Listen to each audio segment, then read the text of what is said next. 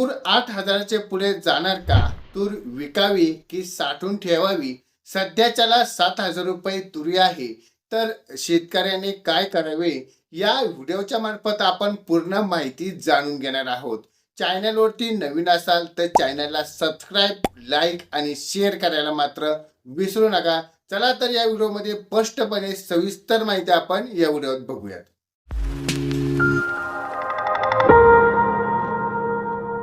नमस्कार शेतकरी बांधवांनो, सध्याला तूर उत्पादनासाठी एक मोठी चिंता आपल्याला पाहायला मिळत आहे. सध्या खुल्या बाजारात बघितलंय ते की आपल्याला 7,000 किंवा 7,300 पर्यंत आपल्याला भाव पाहायला मिळत आहे.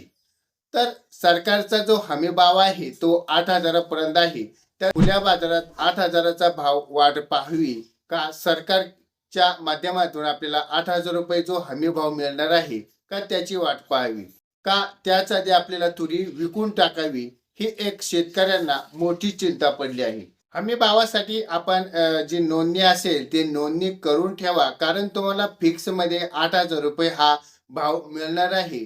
जर खुल्या बाजारामध्ये तुम्हाला जर 8,000 रुपयाच्या पुढे मार्केट मिळालं तर तुम्ही तेथे पण खरेदी करू शकता किंवा विकू शकता.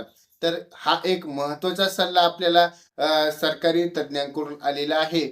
तर यामध्ये आपण बघितलं असेल की आता थोडक्यात आपण आजचे जे बाजार समिती आहेत त्या बघूयात. त्यामध्ये बघितलं असेल, पुसदमध्ये बघितलं असेल आपल्याला 9,005 रुपये पाहायला मिळते.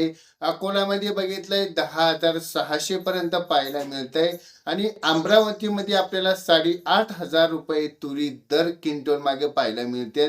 कारण या ठिकाणी आपल्याला आवक कमी आहे पण क्विंटलला जास्त प्रमाणात हे एक मार्केट पाहायला मिळत आहेत. तरीही आपण जे तुरीचे मार्केट आहे ते तुरीचे मार्केट पाहूनच आपण तुरी विकावीत. काही ठिकाणी आपल्याला जास्त प्रमाणात पाहायला मिळत आहेत आणि काही ठिकाणी आपल्याला कमी दरात आपल्याला पाहायला मिळत आहे. तुरीची अचूक माहिती बघून आपण तुरी विकायला न्यावीत. जर हा व्हिडिओ आपल्याला आवडला असेल तर व्हिडिओला लाईक करा. चॅनलवरती नवीन असाल तर चॅनलला सबस्क्राईब करायला विसरू नका.